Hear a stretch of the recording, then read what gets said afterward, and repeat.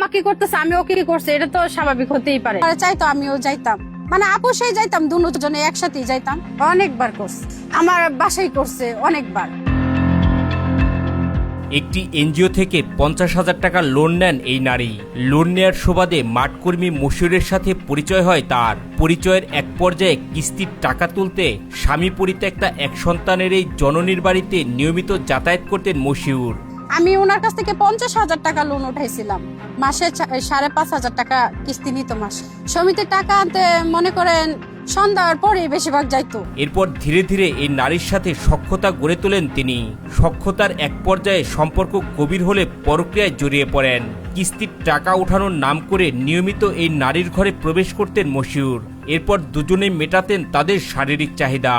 সেও তো আপনাকে ভালোবাসতো আসলে, ভালো যদি ওর বাসায় থেকে, ও তো আমার বিয়ের প্রতিশ্রুতি দিছে, তাহলে ও বিয়ে করলো না কেন?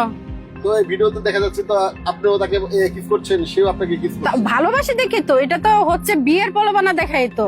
আবাসিক হোটেলে মশিউরে আমার সাথে দেখেন। এক সন্তানের এই জননী দাবি করেন স্থানীয় লোকজনের পরিচিত হওয়ায় এবং কিস্তির টাকা উঠানোর কারণে নিয়মিত তার বাড়িতে যাতায়াত করলেও প্রতিবেশীরা বিষয়টি সন্দেহের চোখে দেখেনি। পুরাটা কেন্দ্র থেকে সে মানে টাকা কালেকশন করতো, তখন মানে কালেকশন করার পরে পরে আমার বাসার দিকে হয়ে যেত। আর ও আমার বাসায় ঢুকলে মানুষের মাইন্ডও করতো না কেন, কারণ সবাই তো তারে চিনে। এই সুযোগটাই কাজে লাগিয়ে নিজের ঘরের ভিতরেই অসংখ্যবার শারীরিক সম্পর্কে জড়ানোর পাশাপাশি মশিউরের বন্ধুর বাসাসহ বিভিন্ন আবাসিক হোটেলে নিয়ে যেতেন তাকে। এসব জায়গায় নিয়ে গিয়ে পরক্রিয়া প্রেমিকের প্রমাণস্বরূপ তাকে নিয়মিত কাপড় খুলতে বাধ্য করতেন তিনি। একাধিকবার, অনেকবার করছে। কোথায় কোথায় করছে?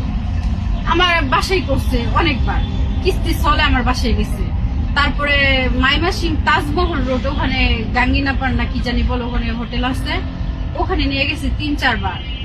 আরো বিভিন্ন জায়গায় ওর বন্ধু বান্ধবের বাসা, ওর অফিসের এক কলিগ আছে, ওনার বাসায় নিয়ে গেছে। পরক্রিয়া প্রেমিকের সাথে কাটানো অন্তরঙ্গ মুহূর্তে সেই সমস্ত ঘটনার ছবি ও ভিডিও তার মোবাইলে ধারণ করে রাখতেন বলে জানান সীমা নামের এই তরুণী।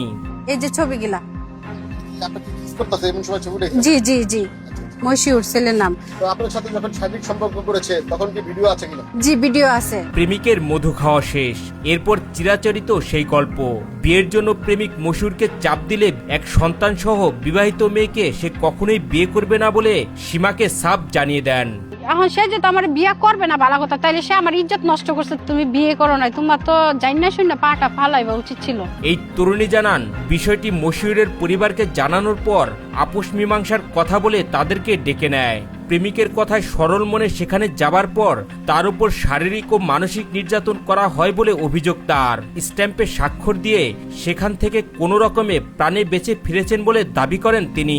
ওর বোন জামাইয়ের সাথে ওই বাসায় গেছে, যাওয়ার পরে আমি আর আমার এক মামাতো ভাই ছিল জহিরুল ইসলাম, তো দুজনরে আটকেছে রুমের ভিতরে, আটকায়া আমাদের কাছ থেকে স্ট্যাম্প নিছে। এই ঘটনায় তার পরিবার এবং সমাজের কাছে মুখ দেখাতে পারছেন না বলে জানান এই তরুণী। বলেন তার পরিবার তাকে ঘর থেকে বের করে দিয়েছে। এই ঘটনার সুষ্ঠু বিচার দাবি করে এই তরুণী বলেন যারা ভাইরাল হয় একমাত্র তারাই সমাজে ন্যায় বিচার পায়।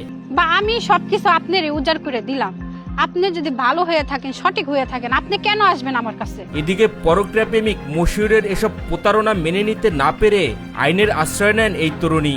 আমি আইনগত পদক্ষেপ নিয়েছি, নেওয়ার পরে এটা আদালতে এফআইআর দিছে, তো এফআইআর ও 3 মাস জেল খাটছে। এক সন্তানের এই জননী দাবি করেন মশিউর সবকিছু ভুলে তার কাছে ফেরত আসলে তাকে নিয়ে সুখে শান্তিতে সংসার করতে চান।